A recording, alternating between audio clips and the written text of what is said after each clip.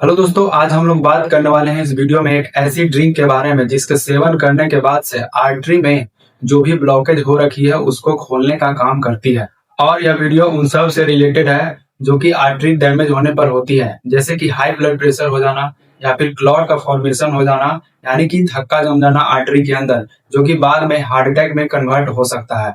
सबसे ज्यादा प्रॉब्लम वाली बात यह है कि जब भी लोग डॉक्टर के पास जाते हैं तो ज्यादातर जो डॉक्टर हैं वो रूट काउज पे फोकस नहीं करते हैं, वो सिर्फ सिम्टम को ट्रीटमेंट करते हैं, जैसे कि हाई ब्लड प्रेशर को ट्रीटमेंट करना या फिर हाई कोलेस्ट्रॉल को ट्रीटमेंट करना। लेकिन जो एक्चुअल में रूट काउज है वहां तक नहीं जाते हैं। यहाँ पर मैं आपको क्लियर करना चाहूंगा कि आर्टरी क्या होती है। तो हमारे बॉडी में दो तरह के जो है वो ब्लड वेसल पाए जाते हैं, जिस एक को कहते हैं आर्टरी और एक को कहते हैं वेन। ठीक है, जो आर्टरी होती है उसमें ऑक्सीजनेटेड ब्लड जो है वो फ्लो होता है, मतलब कि उस ब्लड में ऑक्सीजन की मात्रा होगी। और जो वेन है उसमें डीऑक्सीजनेटेड ब्लड होता है, मतलब कि आर्टरी हमेशा जो है वो हार्ट पंप करेगी ब्लड को, तो वहां से जो ब्लड पूरे ऑर्गन तक सप्लाई हो रहा है उसमें जो है वो ऑक्सीजनेटेड ब्लड होता है। और वो ब्लड को फर्दर जो है ऑर्गन यूज करती है या फिर सेल यूज करता है और वहां से ऑक्सीजन खत्म हो जाती है। देन जो खत्म होने के बाद जो ब्लड बचता है वो ब्लड वापस जो है वो लंग्स के पास जाती है। उस ब्लड को हम लोग कहते हैं वेन। वेन उस ब्लड वेसल को हम लोग क्या बोलते हैं? वेन बोलते हैं, जिसमें कि डीऑक्सीजनेटेड ब्लड होता है, उसमें ऑक्सीजन की मात्रा जो है बहुत कम होती है।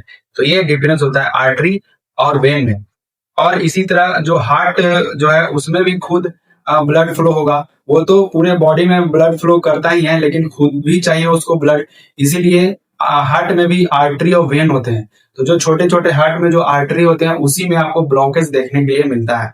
तो उसी की हम लोग यहाँ पे बात कर रहे हैं, उसी आर्टरी के बारे में। जब भी हार्ट अटैक होता है और प्लेग का डिपोजिशन अगर आर्टरी के अंदर हो रही है, प्लेग क्या होता है इसको थोड़ी देर बाद हम लोग डिस्कस करने वाले हैं। तो इसका जो मेन कारण है डिपोजिशन होने का, प्लेग डिपोजिशन होने का, वो है इंडोथेलियल लेयर का जो है वो डैमेज हो जाना।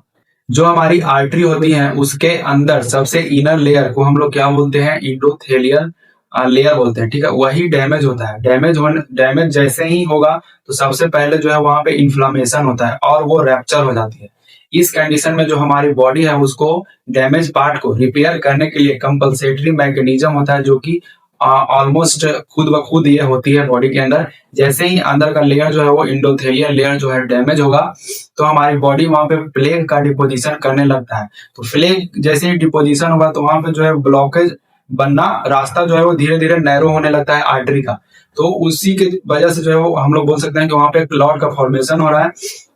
तो ब्लड का जो फ्लो है वो काफी जो है वो कम होने लगती है, जिसकी वजह से धीरे धीरे अगर फ्लेक ज्यादा वहां पे डिपोजिशन हो रहा है तो अगर उसको रिमूव नहीं किया गया तो एक ऐसी कंडीशन होती है जब वो प्लेग जो है पूरी तरीके से जो है वो आर्टरी को ब्लॉक कर देती है। उसके बाद ब्लड सप्लाई जो है वो ऑर्गन तक यानी कि सेल तक नहीं होती है, तो आपको हार्ट अटैक की समस्या देखने को मिलती है। अगर हार्ट में नहीं ब्लड सप्लाई हो रहा है तो हार्ट में प्रॉब्लम होगा। अगर अदर किसी ऑर्गन के पास जो है वो इस तरह का प्रॉब्लम हो गया है तो वहां पे वो प्रॉब्लम देखने को मिलेगा। जो प्लेग होता है वो कैल्शियम, कोलेस्ट्रॉल और प्रोटीन से मिलकर के बना हुआ होता है।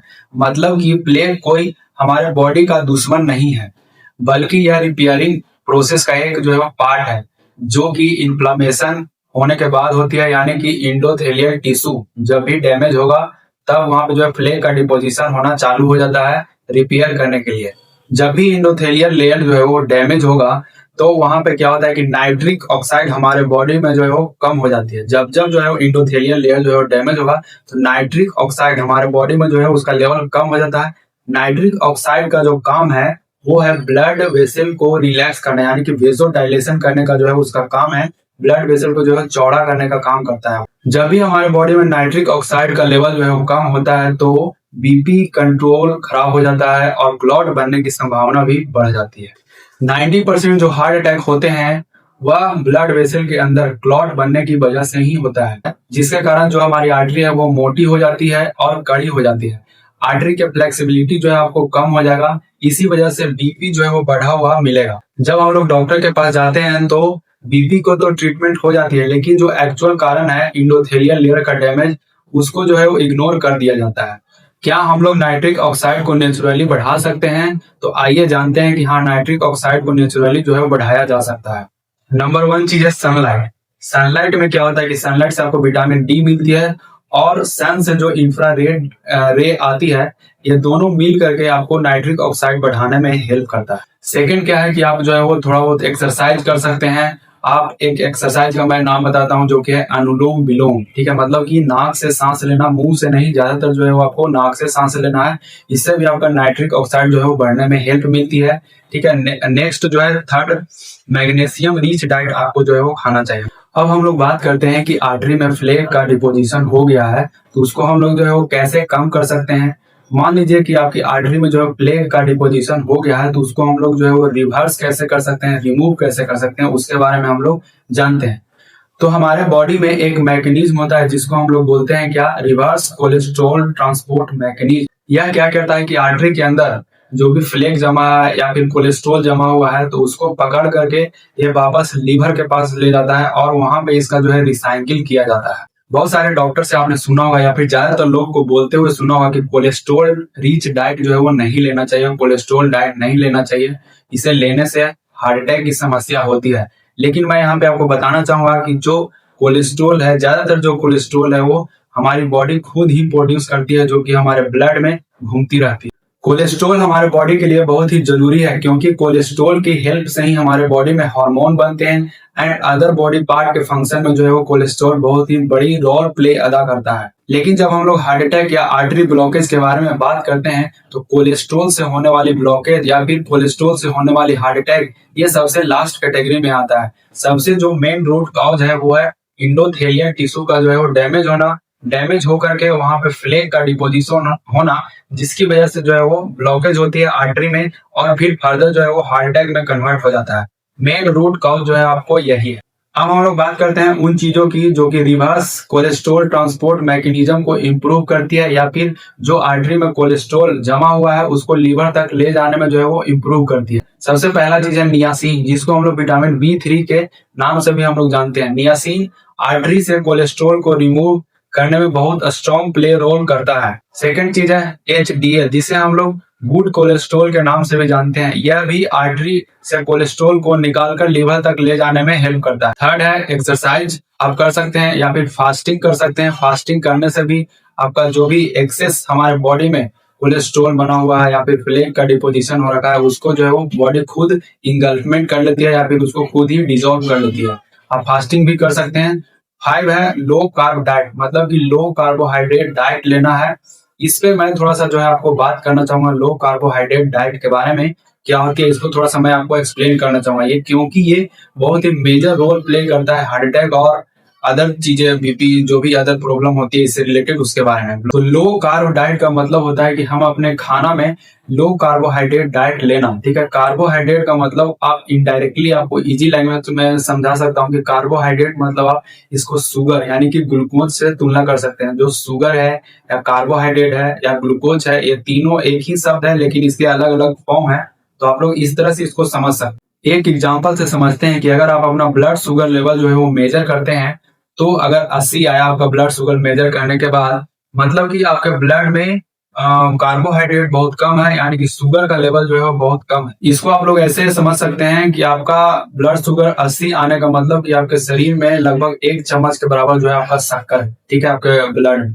वही अगर हम लोग बात करें एवरेज पीपल को, तो लगभग पर डे 45 से 65% कार्बोहाइड्रेट कंज्यूम करते हैं, यानी कि इनडायरेक्टली वो ग्लूकोज या शुगर का कंजप्शन कर रहे हैं। तो मतलब समझ जाइए कि 80 से 100 चम्मच पर डे हम लोग जो है वो शुगर का सेवन कर रहे हैं। इतना ज्यादा शुगर कंज्यूम करना आपके आर्टरी के लिए बहुत ही टॉक्सिक हो सकता है। मतलब इसको आप ऐसे समझ सकते हैं कि जब भी आप लोग एक्सेस मात्रा में शुगर या कार्बोहाइड्रेट का सेवन कर रहे हैं, तो ये आपके आर्टरी में एक तरह से रस्टिंग का काम करता है। मतलब कि जंग, लोहे पे कैसे जंग लगता है, उसी तरह से आप आर्टरी के अंदर भी ये प्रोसेस होने लगती है, आपके आर्टरी को डैमेज करती है। फिर अदर चीजें जो है बहुत सारा प्रॉब्लम क्रिएट होता है, बीपी, शुगर सब आपको देखने के लिए मिलेगा। यहाँ पर मैं आपको एक इंटरेस्टिंग चीज बताना चाहूंगा कि आपने कई लोगों को देखा होगा या फिर सुना होगा कि बहुत ज्यादा वो मिठाई खाते हैं या फिर कार्बोहाइड्रेट सेवन करते हैं, फिर भी उनका जो है ब्लड शुगर लेवल जो है वो नॉर्मल रहता है। ऐसा क्यों होता है? क्योंकि हमारे बॉडी में एक डिफेंस मैकेनिज्म है जो कि जिसे हम लोग इंसुलिन करते हैं, इंसुलिन बोलते हैं, जो कि पैंक्रियाज एक हमारे बॉडी में ऑर्गन है, वो प्रोड्यूस करती है इंसुलिन। इंसुलिन के एक तरह से वैक्यूम क्लीनर की तरह काम करता है। मतलब कि आर्टरी के अंदर जो भी शुगर जमा हुआ है उसको वहां से निकालने का काम करता है। ठीक है, तो अगर मान लीजिए कि यही प्रोसेस कोई पर्सन जो है वो शुगर का कंजप्शन लगातार 15 से 20 साल तक कर रहा है, तो क्या होगा कि आपका जो पैनक्रियाज है वो एक समय के बाद थक जाएगी, इंसुलिन का प्रोडक्शन कम कर देगी, जिसके चलते आपके बॉडी में इंसुलिन की कमी होगी। तो जितना अमाउंट में शुगर को वहां से खींच करके आर्टरी से निकालना चाहिए था वो नहीं हो पाएगा। तो आपको फिर धीरे धीरे प्री डायबिटिक की सिम्टम आएगा। फिर उसके बाद आप हमेशा के लिए डायबिटिक पेशेंट बन सकते हैं या फिर बन जाएंगे। और एक और बात की ज्यादा कार्बोहाइड्रेट के सेवन करने से जो हमारा लीवर है वो भी फैटी होने लगता है। कैसे होता है इस प्रोसेस को अगर आप जानना चाहते हैं तो मैं आपको नेक्स्ट वीडियो में बता सकता हूं। आप नीचे कमेंट कर सकते हैं, पूरा डिटेल में बताऊंगा कि आपका शुगर या फिर कार्बोहाइड्रेट ज्यादा सेवन करने से कैसे आपका लीवर जो है वो डैमेज होने लगती है। अब हम लोग बात करते हैं उस ड्रिंक की जो कि काफी समय से आप लोग इंतजार कर रहे हैं कि वो कौन सी ड्रिंक है जिसे लेने के बाद हमारी आर्टरी का जो ब्लॉकेज है वो कम हो सकता है या फिर खत्म हो सकता है। तो यह जो ड्रिंक है वह बनता है रॉ कोको पाउडर से बनता है। ठीक है, यह रोस्टेड कोको पाउडर से नहीं बनता है, यानी कि रॉ बीन जो आपको प्लांट बेस्ड जो कोको पाउडर होते हैं कोको फ्रूट वहां से ये बनता है। ठीक है, कोको पाउडर का सबसे पहले मैं आपका बेनिफिट बता दूं, ये इसका क्या बेनिफिट होता है। सबसे पहला बेनिफिट है कि नाइट्रिक ऑक्साइड बनाने वाले जो भी इंजाइम है उसको ये एक्टिवेट करने का काम करता है। कौन? Cocoa powder. ठीक है, ये ब्लड फ्लो को जो है वो इम्प्रूव करता है, ब्लड फ्लो को इम्प्रूव करेगा। नंबर थर्ड है कि आर्टरी जो कड़ापन जो स्टीफनेस हो रखा था आर्टरी को उसको होने से जो है वो बचाता है, कड़ापन होने नहीं देता है। नेक्स्ट है फोर्थ नंबर जो कि आर्टरी को ये फ्लेक्सिबल बनाने में हेल्प करता है, जिससे ब्लड फ्लो भी इम्प्रूव होती है। ठीक है, कुछ स्टडी में देखा गया है कि कोको पाउडर जो है ब्लड वेसल को डायलेट करने का काम करता है, यानी कि उसको चौड़ा करने का काम करता है, जिससे ब्लड फ्लो इंप्रूव होती है। ठीक है, original natural organic cocoa powder सेवन करने पे ये चीज होगा। अगर आप लोग मिलावट वाला या फिर मार्केट से जो कोको पाउडर मिलता है उसका सेवन करने से जरूरी नहीं है कि ये सब चीजें होगी। इसे आप चाहें तो मॉर्निंग में बीट रूट के साथ कोको पाउडर को मिला करके ले सकते हैं। बीट रूट जो है वो क्या करता है, आपके बॉडी को डायरेक्टली नाइट्रिक ऑक्साइड प्रोवाइड करने का काम करता है, और ये जो कोको पाउडर है ये नाइट्रिक ऑक्साइड बनाने वाले एंजाइम को एक्टिवेट करने में हेल्प करती है। ठीक है, तो अगर आप इसको लेना चाहें तो आप लोग ट्राई कर सकते हैं और कमेंट जरूर करें कि आपको ये वीडियो कैसा लगा। मिलते हैं फिर नेक्स्ट वीडियो में, तब तक के लिए बाय।